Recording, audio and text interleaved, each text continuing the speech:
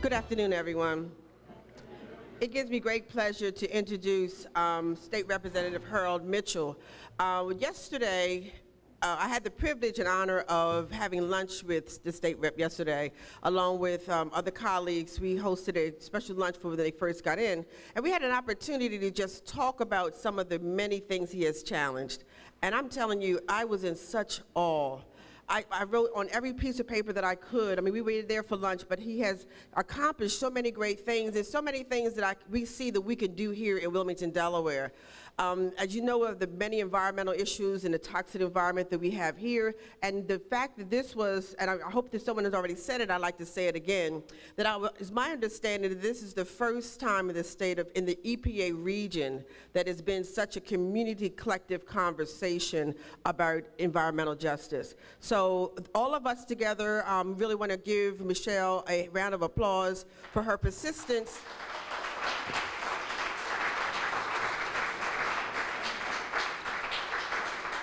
In her persistence in bringing this to myself and Councilwoman Cabrera's attention. We've done other things here at SAM to address this issue, but to bring such a collaborative, a collection of partners as in this room, it just gives me great pleasure to have been, for City Council to play an intricate part in doing this for Wilmington, Delaware. But without further ado, I would like to introduce State Representative Harold Mitchell, who represents the 31st District in Spartanburg County in the South Carolina legislation, and he's very well respected community advocate who spends much of his time serving his community and advocating for social change. From what I gathered of him yesterday, he has a plethora of accomplishments that I'm quite sure he's going to touch on mostly, but one of the ones that have really impressed me the most, and this is what we must model his template. He was able to take a $10,000 environmental justice small grant and leverage it to do $300 million in community revitalization. That is amazing.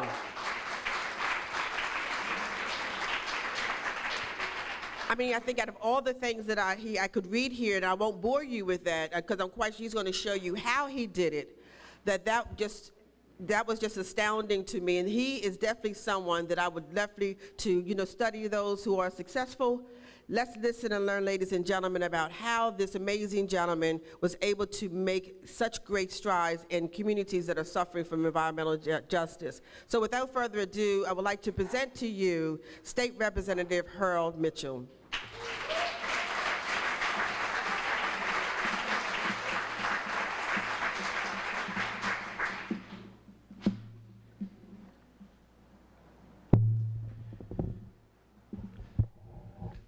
Not like Mustafa Ali, my family was not in the ministry. But I would say, good afternoon. Good afternoon. This is an environmental justice meeting. Good afternoon. Good afternoon. Get a little bit more energy in here. I would like to first and foremost thank Michelle for inviting me to this meeting, because early on, Michelle told me, she said, I need you to come and talk to the people in my community in Delaware and talk about what you were able to do and how you were able to galvanize and pull the community together there in Spartanburg. So I want to thank you, and I want to thank my folks from EPA that are here and the interagency working group. Anytime you see Quentin Pear, the gentleman with the baseball cap on his head right there, with the Department of Justice, and I'm going to get into some of what Quentin was able to help me to do early on. And early on, Quentin told me that this was a marathon and not a sprint, because I would show up at all of the EPA meetings with my papers and documents of the community, and I was very annoying to Mr. Pear, I know, and he stated that through time here. But what I would like to do is just to talk to you about the Regenesis story and the project there in Spartanburg. I was not a state representative when I engaged into this project, and actually went into this project almost by mistake.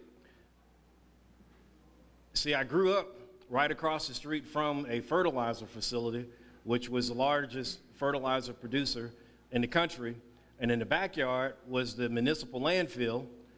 Across in front of the house was the raw materials area for the fertilizer plant. Next to it was the abandoned landfill and the textile mill, which was abandoned across from it. So didn't know anything about environmental justice, didn't know anything about the environment or the impacts. That came later from learning a lot from some of the other colleagues that are here, Michelle and Richard Moore and Jose, Mustafa, Pat Carey, who's here, played a lot in helping me to understand and put things in perspective. See, when I first went to a lot of those meetings, the NEJAC meetings, the National Environmental Justice Advisory Council meeting, I thought my community was the only one that was polluted. And when I ended up in a room about like this and you hear 60 or 70 people testifying across the country that they were impacted by the exact same things, and there was no template as to how to address, and I kept seeing people, point the finger at EPA for transportation issues, point the finger at EPA for healthcare issues. And it's like, well, where are the real players at the table here? I don't see anybody here, from HHS or the Department of Transportation, the Department of Energy, the Department of Defense. It's all focused on EPA, and it looked to me back then like a big charade. It's like the real players not here at the table that we can address and talk to. And two, I saw a lot of the people there at the various meetings that would always come in, and it's a time and there's a place. Ecclesiastes tells us, since we're in the house of the Lord, that there's a time and place for everything.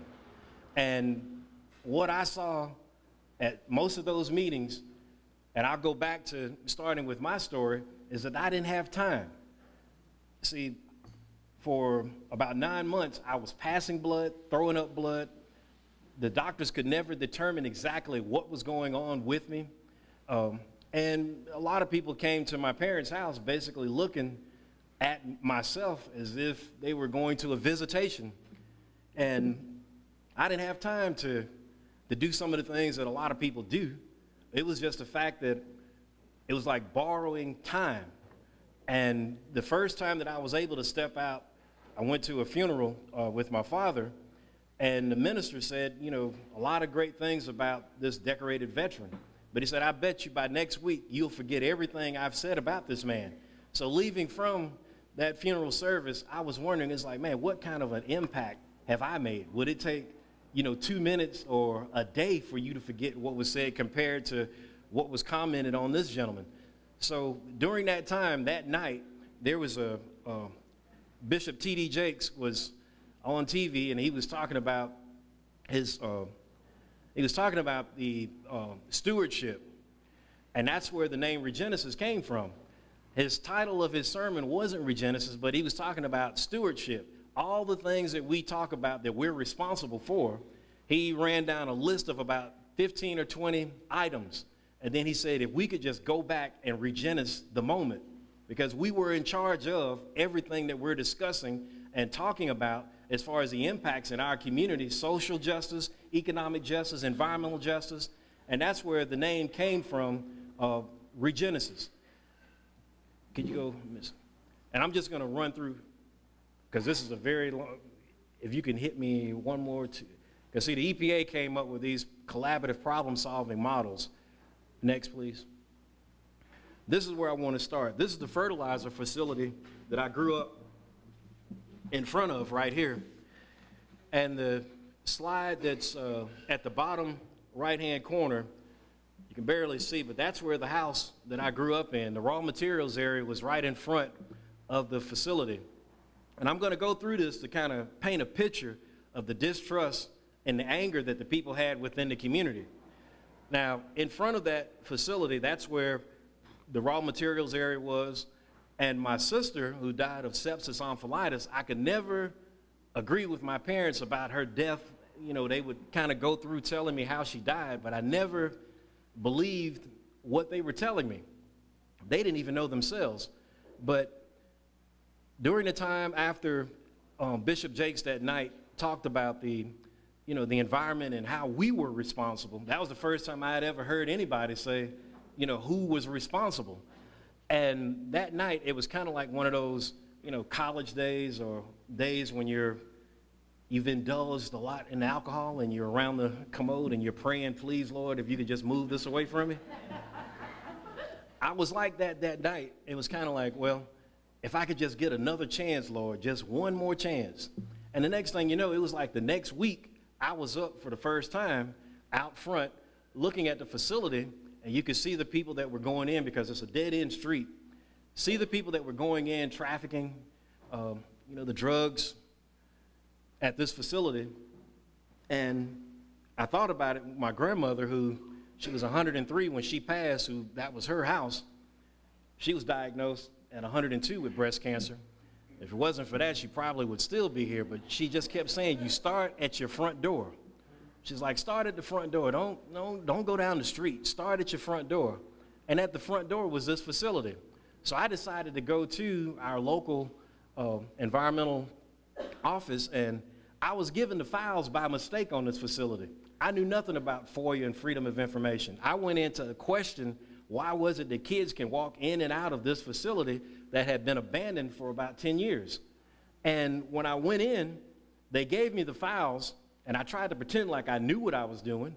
So she stuck the files out, and I'm looking at her like, okay, well, what's next? And she was like, you're here to review the files. I was like, yes, ma'am, I'm here to review your files. And she asked me if I wanted copies, and I was like, yes, I'd like copies of everything that you've presented to me, trying to sound like I knew what I was talking about. But when I started flipping through the files, that's when it was like a slap in the face of many of the things that we were told that this is a harmless, fertilizing, producing facility. Everything that I kept flipping, our local fire department chief had in his hand. And see, I began working with them pretty good because we have a volunteer fire department. It was responsible for not only that facility, but the other abandoned facilities and the chemical facility, which are all close together. They butt up as far as the property lines right up against one another. They had no idea what they were dealing with. Now, we have 2 trucks at his station. One you could outrun. And this is a volunteer department that was going to respond to whatever took place at this facility. No training whatsoever. And it was actually the community that came together that actually got them the referendum to build the new station and the equipment that they needed. Next, please. This is the water from the creek, or from that pond area. It's about 1 million gallons of their waste on site that the owner took a backhoe and breached the pond to flow into Fair Forest Creek. Over 1 million gallons, and that right there was after Hurricane Hugo, a couple of big storms that in the files it stated nature would take care of itself. So at that point, that picture there, almost 9 years later, acidity was still 2.3. 2.3. And talking to the local agency, they said, well, anything under 5 or 4.3 triggers a red flag. And so you see it. Next. This was the fertilizer that was left in the facility where the plant was giving a clean closure.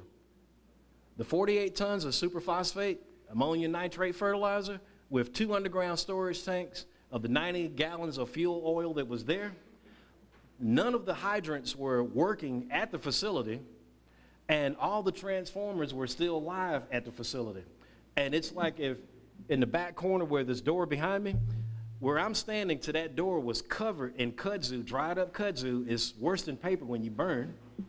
If there was an electrical storm or fire that would have hit, from the transformer to this facility, it would have taken my mother, who's on the other side of the house, to make the call on a 20-minute response time to this fertilizer plant that's next to an operating chemical facility that didn't know anything about what was stored in its backyard, with 4 huge ethylene oxide tanks that could take, one tank could take out the entire neighborhood, but we had 4 sitting there next to all of this, sulfur in the field, landfill that wasn't capped with all the methane for 35 acres. And that's how we called it the Devil's Triangle. This is the facility, this is part of the facility where the gentleman was told that I'm gonna back up for 1 second. The gentleman that actually purchased this fertilizer plant, they listed it as an operational textile storage warehouse. That's why EPA, hadn't gone in and looked at the site, because it was still under the state order. But this was operational. And I'm like, how in the world your investment of the textile spools, machines with holes in the roof, anytime it rains, it's damaging, your product? Next, please. This is the landfill that, according to the state, did not exist. According to the state, the landfill didn't exist. But during this whole investigation, we ended up with one of the local reps. When the news media came out, one of the local reps from our state environmental agency got in the Jeep, went out with us to the site. We went through the 35 acres, and it was about this high of briars, because, it would take you a good little while to pull the briars back, cutting through. And, these were those Jesus Christ thorns, and, real thick thorns that you're trying to part going through. And I told him, I was like, man, you have to have the genes of Daniel Boone to know exactly how to get through this. We went to a part of the site to where he took a pin, hit the water, and it broke up, came back. And he explained to us that this was petroleum if it was gonna come back. Well, he hit it, came back, he hit it, did this about 5 times. The cameraman from the local TV station said, I believe that's petroleum, sir. You've demonstrated that pretty good. That is petroleum on this site that didn't exist. Next, please. These are the drums that were starting to come to surface there in the landfill. And that's a guy that, usually hunts. But the kids that often go through, and where he's standing at, when garbage decomposes, you could take a cinder block and just drop it into the ground, and you could hear it in about 4 seconds hit whatever's, you call the bottom. But this is where kids are running through this that did not exist. Next. Trees could not root because of the amount of garbage that was on the site. So you could literally just go up to a big tree and just push, and it would go over. This is an interesting piece here. These were the hypodermic needles from our hospital. There was one of the responsible parties that stated that this landfill didn't exist. Now, before the hospital sent their waste here, they used to go to the incinerator. Well, coming here, in one of the files, EPA showed one of the statements from a gentleman who was picking up on Sunday mornings. He never knew what he was dumping, but one morning he decided to go and pull the tarp back and look in the bags to see what he was dumping. It was a bag of fetuses and amputated limbs. Now, he didn't know that that's what he was dumping there at the landfill. Him and his wife, every Sunday morning, they'd go in, get the bags, and take it out. The thing about that is, this was the type of landfill that wasn't covered. This was the kind of landfill where you just go out and you dump. The thing was that from this wall right here to that wall, that's the end of the landfill. That's the fence line of the neighbors, and it's probably a little closer than that. But this is where the line, you see the line, you can see all the wells, the drinking water wells that people would go to and get their water. The landfill's here, the groundwater flow is in this direction. So when EPA came out, did that investigation, we found that all those wells had the exact same hits of what was in the landfill. But during that entire time, this community was labeled as the troublemakers, those that were trying to cause problems, for local government, because they were always questioning, the trucks that come through the community. We didn't have sidewalks. Our kids, their recreation was dodging trucks coming in and out. You try to run, see who can make it across before the other one gets in. And literally, that's what they used to do. You run over, you touch the ditch and run back when a truck gets a certain way. That's the kind of recreation that the kids had within the community. This is the housing conditions there in the community. That's one of the better ones. The landfill was right behind it. Next. This is the mill village from the abandoned mill.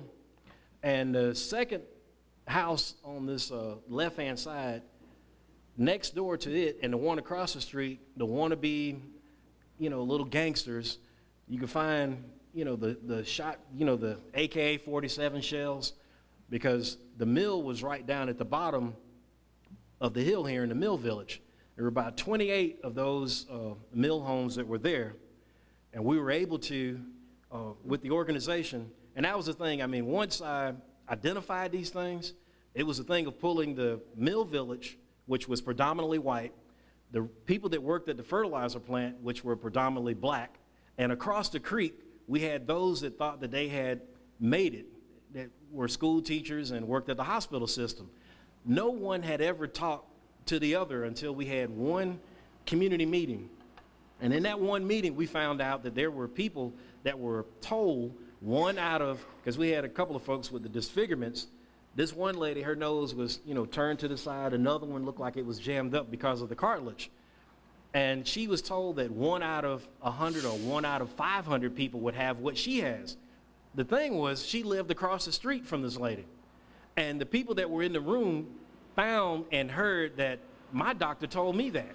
And it's like, no, well, my doctor told me that. And it was, I mean, it was kind of like sitting in here, a revelation came over everybody that worked at the facility, and those with the health impacts, it was starting to kind of resonate with them. And the reason they showed up that night, that was right after my father, who ended up with the exact same thing, the complications. He was diagnosed with lymphoma, but had never been sick before. Military vet, and he died New Year's Day. And so I was part of the service, and people thought that this was something to do because they saw EPA and DHEC and everybody out at the site. So it was kind of a gathering to see exactly what was going on. And we talked that night. And it was that night when people decided that it's time that we do something about this. And we organized, we thought about the name. I mean, and that was the big thing too. Pulling people together, the name, what you were going to call yourself, almost divided us. We almost did not even get out of the room after, in the beginning, everybody weeping and crying, oh, I didn't know this impact, that impact. But the minute we started talking business and talking about a name, it was almost as if we were the Hatfield and McCoys. And it's like, no wonder people can do what they do to us because we're not together. And until we come together, people are going to continue.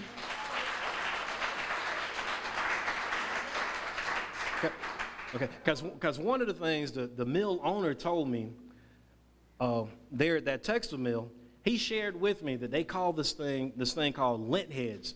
It's the whites that were in the mill village that worked at the facility.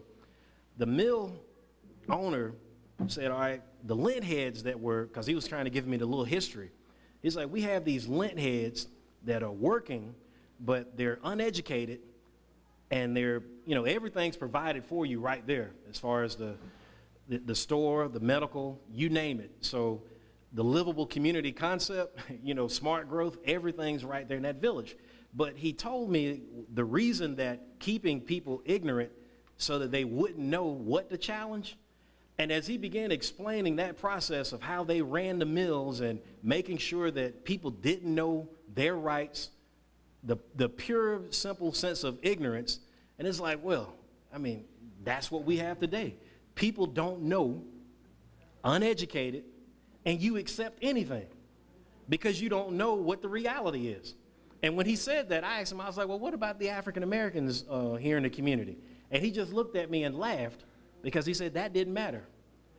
And what he explained was during that time in the late 50s and 60s, 70s, and as you can see, South Carolina, 2015, we didn't matter. And the whole sense of that was nothing but the greed. And I'm trying to show you this so that I can paint this picture of the distrust, because when we had our first meeting with our local agencies, the thing that in pulling everybody together, I had learned, and that was when I went to the National Environmental Justice Advisory Council meeting, was that it was almost like, you know, folks in government, the agencies, they're equipped to sit there and learn how to take the venting. You know, I've learned how to listen to your vent. You can call me all kinds of names, but after that meeting, me and my colleagues, we're going to go to wherever your best restaurant in town, and we're going to discuss what was talked about. You know, you may have gotten everything off of your chest, but it didn't resolve anything. We still had the same problem within the community. And that's when, you know, we told them, okay, environmental justice was a focal point that brought all the communities together, but the economic, health, and social parts of this community, we're not going to get anything until we come together and address this piece. The thing with those abandoned facilities, if you look on TV shows and like the Terminator, different things, this is where a lot of drug activity takes place because it's the least patrolled area. So we found that, you know, those mornings when I would see the guys out on a dead-end street with a brand new Lexus with $20,000, $30,000 rims on the car, it's like, what's going on here? The trunks are open, all the activity taking place there, not patrolled. My mother, she would get up on Sunday mornings, taking blankets outside to the women that were raped because that's where everybody would come and drop off those that were raped from the club that was right around the corner from there. So it was kind of like you see all these things, but it's like, how do we address this? And the first time talking to our local elected officials, the thing with them is we don't have the resources to deal with this, Harold. You're going to raise expectations that we don't know how to deal with this. And so I started looking at and talking to our good friend that Richard Moore mentioned earlier, Connie Tucker from Atlanta with the Southern Organizing Committee. And she told me, she said, Harold, until your people come together and realize once you organize, those elected officials, they represent you. And that's how we ended up. We elected our vice chair of Regenesis to city council who represented that area. It's like, all right, it's time to change how we've done things in the past. My father and all the other folks about the chemical plant that came in, well, that chemical plant came in because there's no zoning. And the people said they didn't want zoning because they didn't want local government to tell them what to do with their properties. Well, guess what? If there's no zoning, guess what's coming in? The least resistance. Because you're not looking in those ads when the public meetings take place. And those folks, they get the little check off. And we ended up with that with a chemical plant in our backyard because the people thought that there was an apartment complex coming in. And so there was a little side deal. The guy dropped the apartment complex and brought in this new German chemical facility to sit right up where the apartments were going to go. And it was like, how did this happen? Well, it's because we were not engaged, not involved, didn't know anything about what was going on. I'm sorry.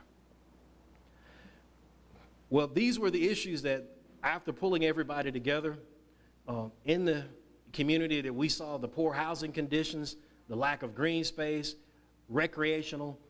The Mill Village, I mean, when it's really an incubator for a lot of drug activity and crack, well, the homeowners left, the renters left, and that's what we were left with.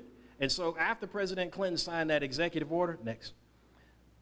After he signed the executive order, that's when I went back to city council and we started addressing those issues within our community after organizing and deciding, you know, what was the path that we needed to go on to reverse what was impacting the community. Hit me next. This is our first city council meeting. Tried to tell the people, it's like, look, if we could just come together, go there before council. I picked 5 slides that everybody lied about that didn't exist, brought that in, had the people to come. It's like, you don't have to say anything, just show up. The numbers is what makes the difference. They don't know how ignorant things are until you open your mouth. Just sit there. They came an hour before the meeting, and we were on the bottom of the agenda. Well, when council came out and saw that there was a packed council chambers in the hallway and out front, and we had picketers out front, it was like, oh my God, what's wrong? They went in, rearranged, put us back at the top of the agenda, and addressed what was the first time they admitted that a landfill actually existed in the community. So showing them the pictures, because we had some people that would exaggerate. You saw the water that was green. We got a couple of folks that would tell you it's green and smoking and all. You don't have to exaggerate. It's there. And when we went in there and showed them the facts, when you start talking about facts and putting it on the table, that's what's going to move it. Because as long as you give somebody a way out, they're going to take it. Just like some of the folks there in South Carolina, we have a guy with our state environmental agency. He would always show up. He would throw the right little words out to get people incited. And then he would go to the TV cameras. Well, we were here to address the issue, but things got out of hand, and you know, we'll come back later. I've saw that tape so many times throughout different communities around the state that I told our folks, you will not do that. If you feel the urge to cuss somebody out, get up, go to the bathroom, scream, do whatever, but do not stop this meeting. It worked there. We brought the state, brought everybody together, and that's when the local government, because it wasn't a thing of bringing in the guns and the baseball bat. It's like, you're going to fix this problem. Well, they sat down and said, okay, what do you have in mind? We put a memorandum together where we pull the local government as far as our city council, county council, the housing authority, and our organization together. When you're starting to talk about grants, you can't administer those grants. A $20,000 small grant is almost like administering a $2 million grant. And when you start administering grants, it takes you away from the whole focus over here, because you got all this grants administration that you can't screw up with, because if you do, then you're going to jail. So what they agreed that they would do is the local government would administer the grants, we identify, and let's see if we can pull something together. So we started having meetings because many of the residents started getting frustrated with the fact that, okay, they've admitted that they've polluted us. What are they going to do? And so we tried to look at dealing with expectations, because we knew that it was going to cost a lot of money to reverse the problems that we saw within our community. So one of the things, there was a guy from EPA that came in during the site investigation, and he told me that there was nothing wrong. We walked around with my same video camera, and with his arrogance, he allowed me to videotape him going through the site. He was explaining to me that there was nothing wrong with the site. He told me that the materials that we saw was the same kind of materials that you have in washing powders, and the pond wasn't a problem. And so he wrote back to our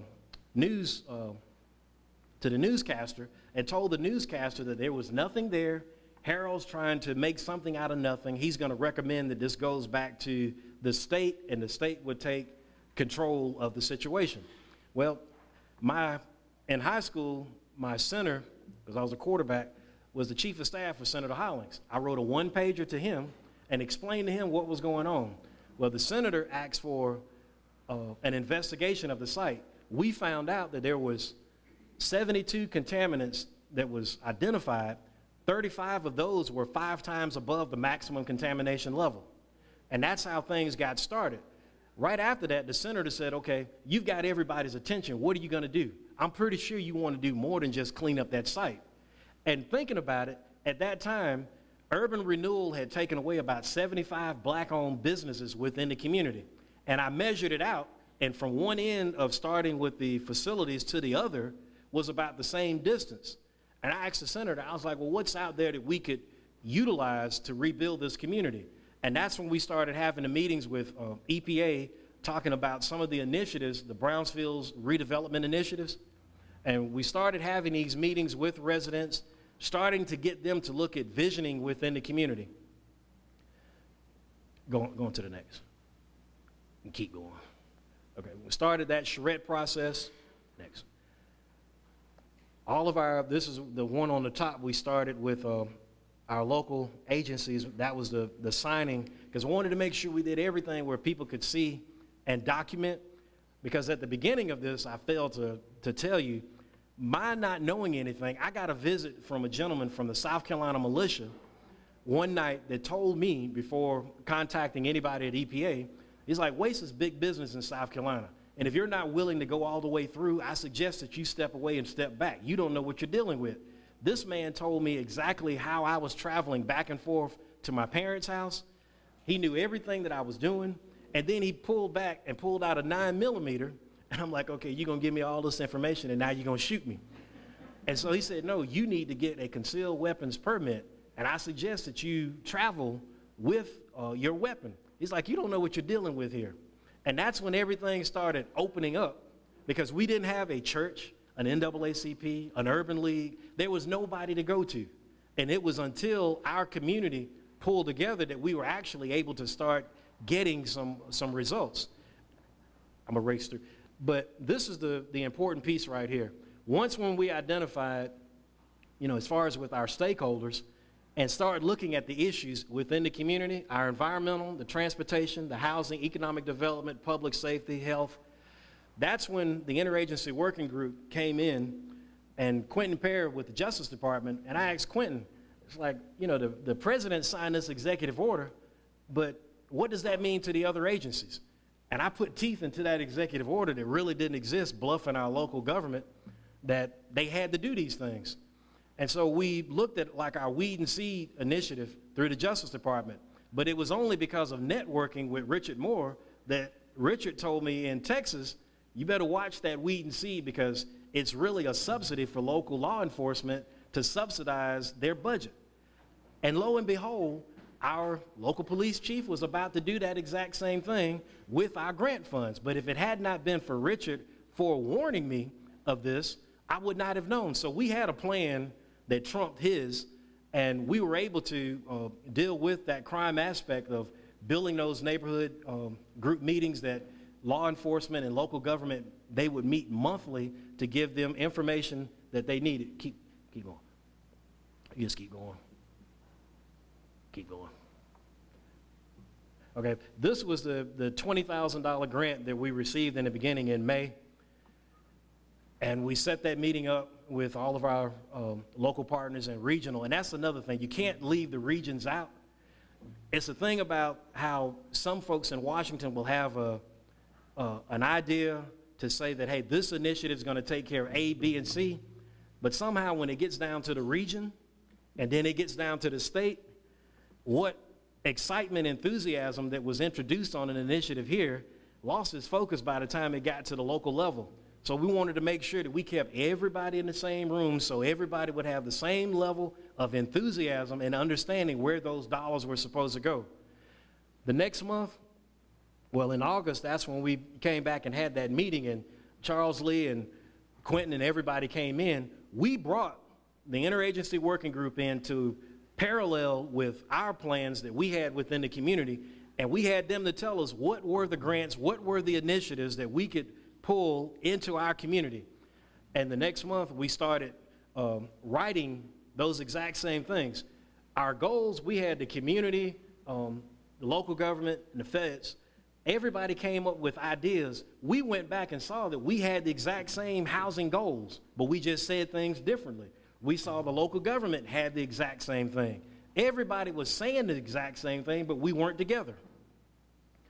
And that's Charles Lee there when we were able to pull everybody in.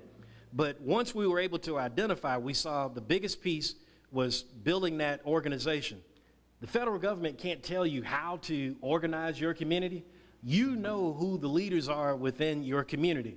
And those community leaders have to have the respect and the trust from the people to go back to the agencies to get those things that you're looking for. But the biggest thing is 501c3 is the most powerful thing of an organization that understands its power. There are things that you can get that local government can't get. When we got our initial funding from the Ford Foundation would not give money to the local government. They empowered the community group. And that's how we were able to build our capacity with our local organization. You can go. This is an initiative, and I'm just going to race through kind of some of the things that we were able to do. This is once I got into the State House, we created a global classroom with the kids within our at-risk schools because they had never gone outside of Spartanburg. So they started doing this digital storytelling with kids in Pretoria, South Africa, which they thought all the kids there were on giraffes and looking at lions. Those kids were telling them, no, we have better buses and trains than you have there. And so they started building this thing. Oh, go ahead. And this is the kids there in Pretoria that they were basically responding back to. You can see there, that's a young lady there from public housing who grew up sexually abused, didn't have any self-esteem whatsoever. So I sponsored and took her there to Pretoria. She came back, and she's at one of our local colleges right now. The young man is a young kid that went with us there, thought that he was going to be the next Kobe Bryant, you know, pants down, hood on the head. We're going through the airport in New Jersey, and I'm like, man, if I get detained, I'm going to kill you. And he just kept talking about Kobe. I'm going to be the next Kobe Bryant. All the way over, Kobe Bryant. I'm this, I'm that. There was one afternoon we dropped them off with some kids, and it was a young guy from Malawi that he actually spent the night with. It was only one night. We went back to pick him up the next day. We couldn't find the kid. We passed by him 3 times. That one night had changed him, and when we picked him up, it was like Mustafa, he had the dreads in the back, had his tie on, pants up, and it was like, you know, who is this?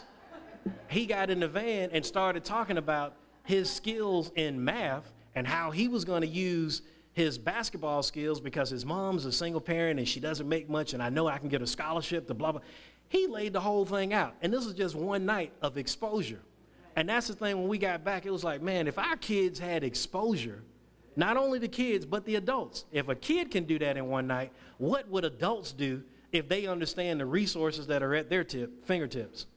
And so that's the global classroom, because the kids from Girls High was debating our kids, and those kids from Girls High was telling us about the International Automotive Research Park that we have at BMW.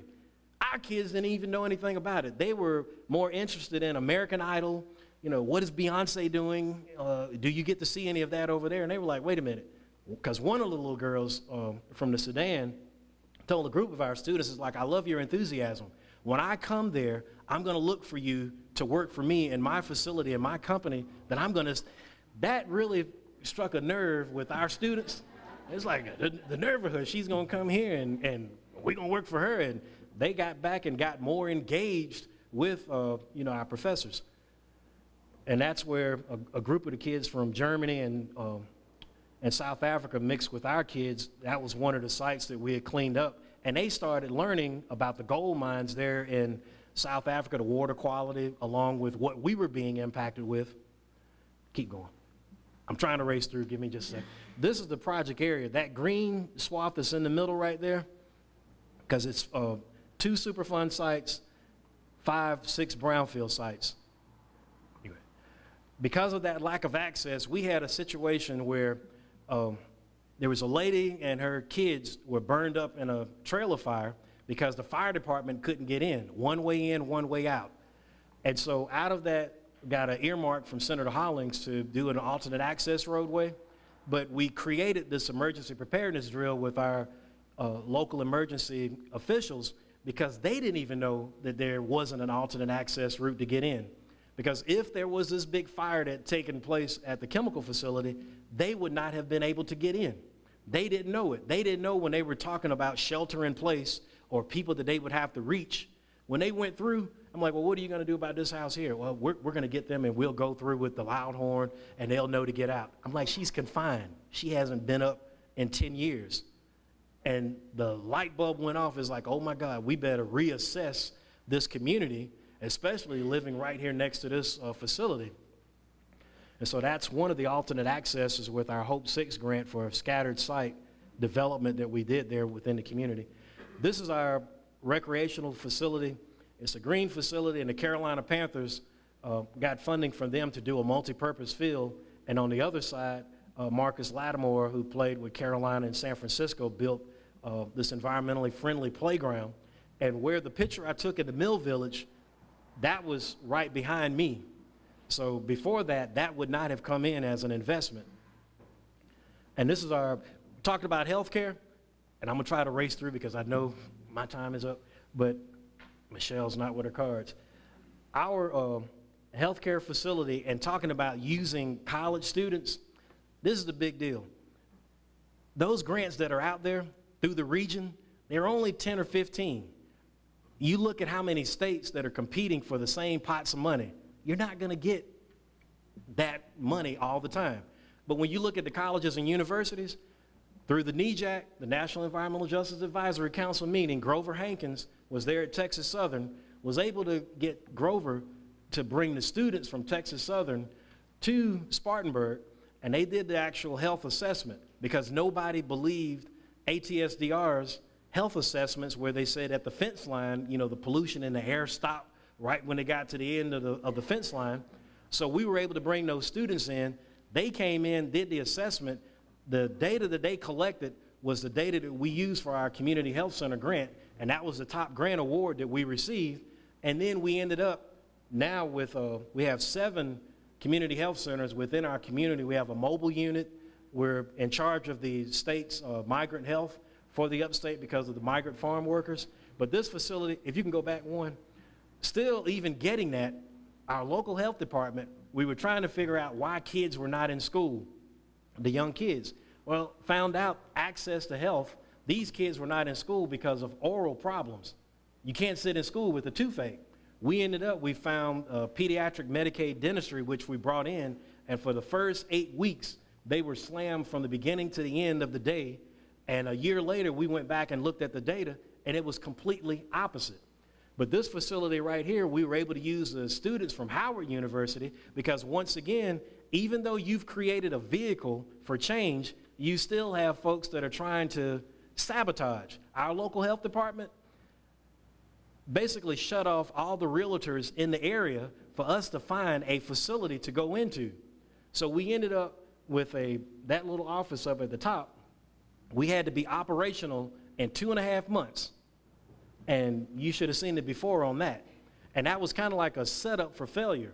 Well, found some students, a friend of mine at Howard University brought some engineering students down. They got together and renovated that in about a month.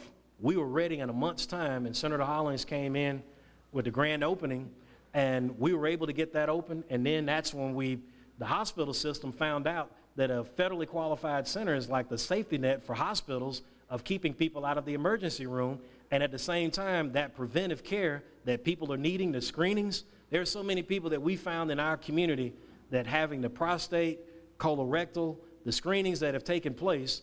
And because of the success of that, once I got to the legislature, that was the first time the state of South Carolina ever funded community health centers. And now it's a recurring line in our budget, and people are flocking to community health centers now. Okay, you good? And this is part of our back to school health fair where we have industry that's engaged and involved, where we have at least 3,000 kids that would go through getting the different screenings and finding out the things that they need to address. This is the housing piece. On our housing piece with the Department of Labor and HUD, we had a Hope 6 grant before, didn't get any support or seeing that money stay within the community. The second time around, I was elected, knew what was going on. We ended up with about 53% of minority participation that stayed within the community, and we found creative ways to create opportunities for people. You know, when you apply for a jobs training grant, you apply and it's this cycle and you gotta wait. We worked with our local technical colleges, pulling some things together, created what was gonna be that top picture on the corner. When it was being demolished, the first thing you got to do is abate it for the asbestos. So we created an asbestos abatement training class with the technical college, able to go in, and I made a bet with our mayor. I was like, give somebody an opportunity and watch and see what happens. Those guys came in, and they were there like an hour before class and after.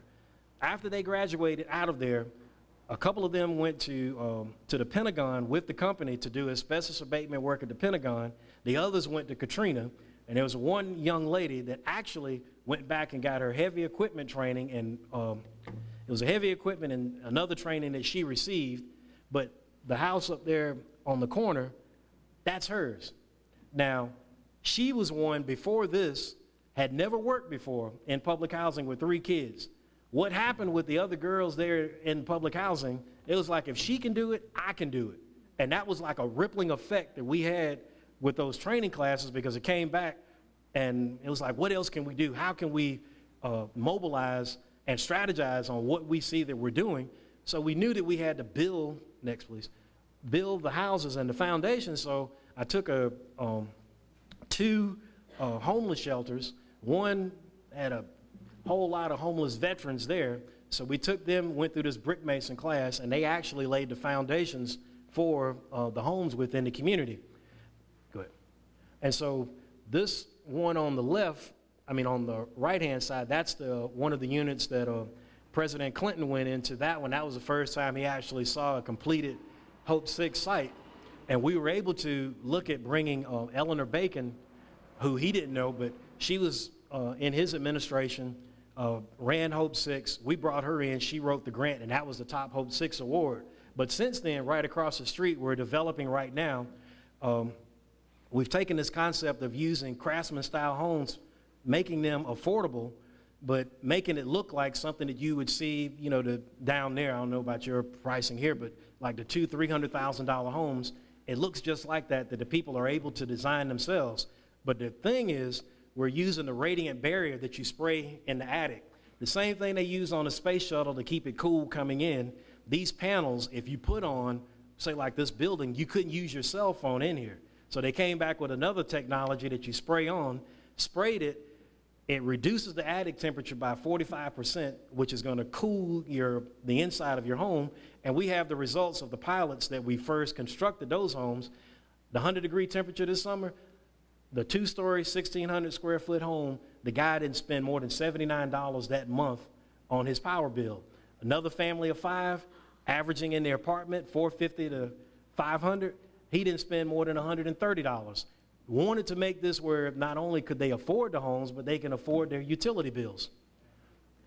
That's just that. Now, that was the before and after. We partnered with our housing authority on this here. We got an initiative from Senator Hollings, an earmark, got the funding to partner with the housing authority because we don't have the right to do eminent domain.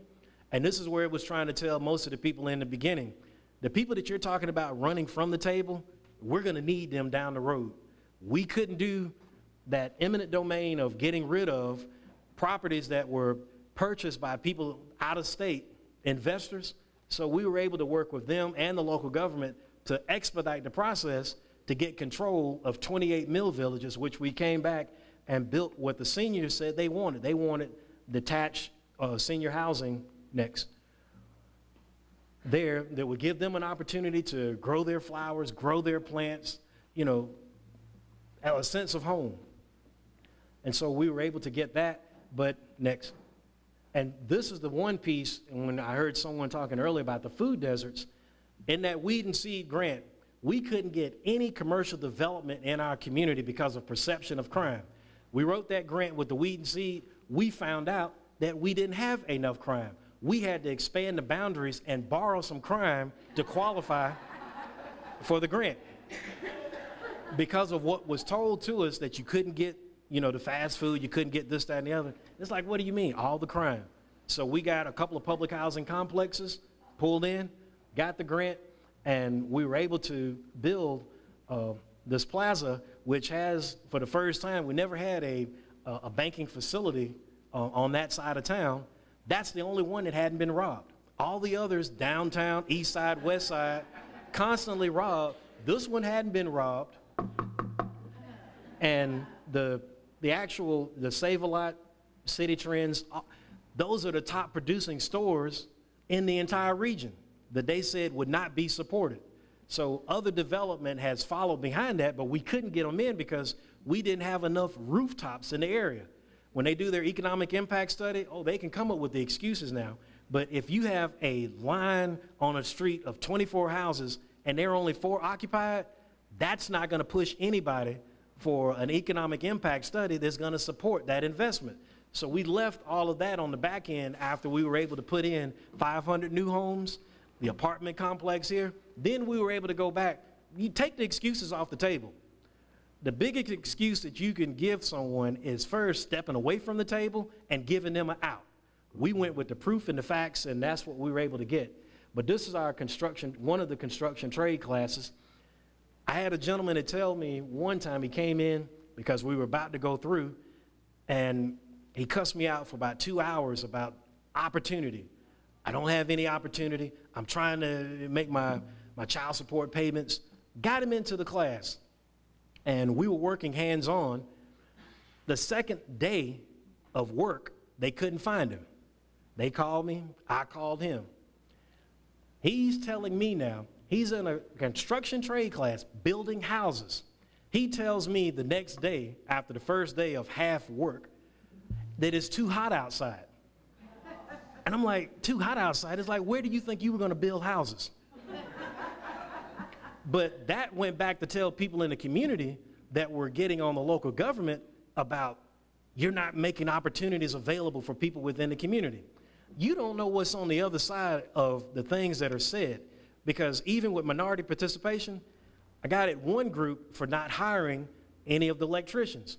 This guy sat down with me and he's like, Harold, I'll answer your question. You want to know why I'm not hiring any of the people that you brought here to us? Because this one guy told me that that guy is not proficient. This guy is going to cut corners. That guy, he named and talked, I mean, I don't have time to, but he went through everybody that we set down. And it's like, how in the world are we going to get in the game if all of you are cutting your brothers and sisters off? And then we go back to council screaming about minority participation, and we're cutting ourselves off. So we stopped that, and since then, we have more people that have, you know, gotten in, set up to move forward. And that's that asbestos abatement class and the young lady to the left. And now, the part of this, because of what has happened, EPA created a collaborative problem-solving video to look at the process of the elements, and one of the groups from Korea came in. They knew more about what was going on in our community than the folks in local government, as well as the folks from South Africa and Switzerland. But the thing was that drove all of this was the community. And being from South Carolina, if you could go back one more, being from South Carolina, a red state, when I got in, they passed the environmental justice bill that Richard Morris showed me that your governor there in New Mexico, Richardson, pulled together, went back and introduced that in South Carolina. It passed in South Carolina, a Republican-controlled state, without reference because they saw the economic impact.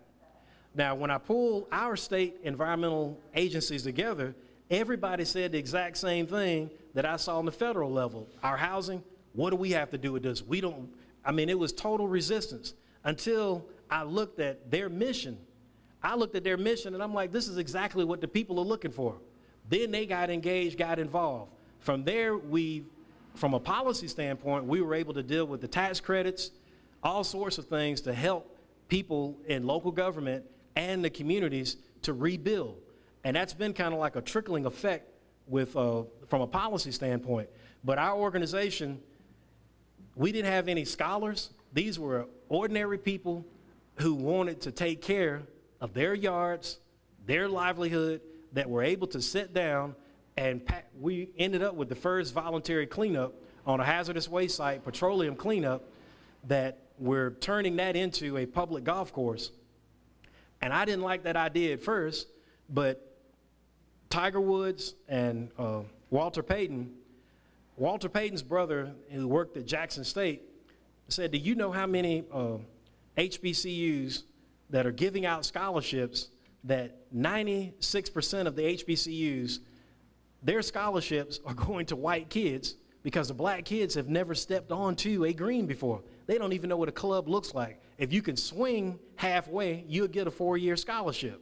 So I started looking at that, and Tiger Woods, they came in and they looked at the sites that we can't do anything else with, and we're creating this urban course.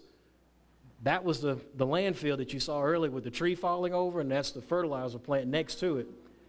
It's clean, capped, and we're working with Duke Energy, Grow Solar, EPA, and that's where we have planned our solar farm that's going to go on. We passed our solar bill after looking at Florida last year, and this year I passed a bill, well, didn't pass it yet, got a bill that's up to look at the 29 NPL sites that are in our state to give them a tax credit, because most of the solar renewable projects are going to go on these pristine, clean, smooth sites. So introduce this bill to go on the NPL sites. Ours is going to be one of them.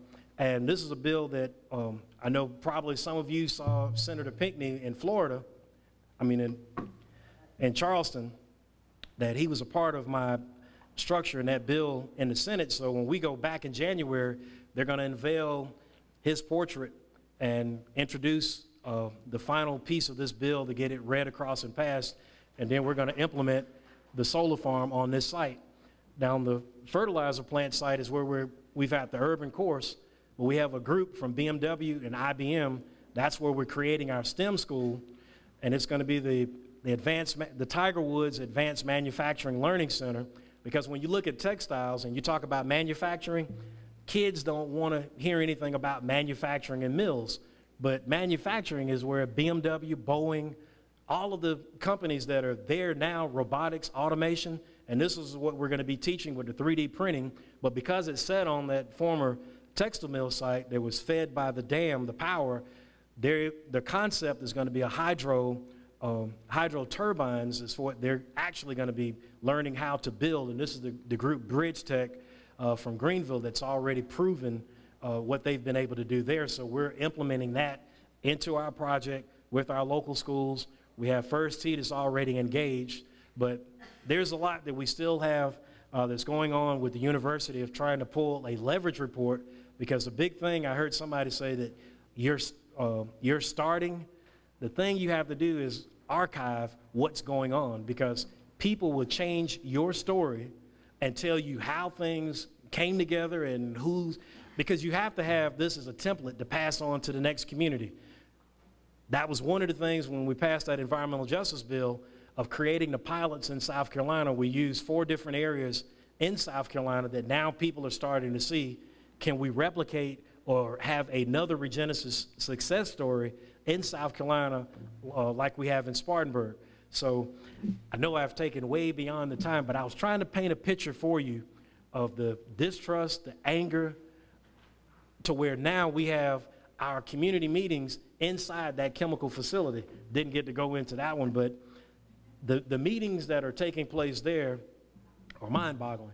But it's really the whole thing, and I think Mustafa or somebody said earlier, if you look at it, until you come together, and it seems like, you know, somebody said something about this diverse group, and I've had an opportunity with this whole summer in South Carolina with all of our tragedies from, you know, Walter Scott to the Emmanuel 9, it's only tragedies that you see a diverse group like this coming together, which is why I wanted to commend Michelle and the entire group for putting this together. Because first and foremost, until you come together, and when we were in Selma, Medgar Evers' brother told me, he said, look, I hear people talking about Malcolm, all of the different the foot soldiers, but it was only until we came together. It was only until, I forgot the minister's name, that was shot, that you had everybody coming together to make that change. And we saw the same thing with dealing with that Confederate flag. It was only until Dylan Roof, the terrorist, did what he did that allowed the family to make that confession that it was like a domino effect. We didn't do anything, it was just being there. And if you could just learn to come together and be able to put something on the table, because right now, EPA needs the community more than you realize. Because those folks on the Hill on that other side, they're looking to pull the plug. And if they pull the plug, we know what's going to happen to our communities. So they need the examples and the success stories out there. So sorry for taking all the time, but thank you.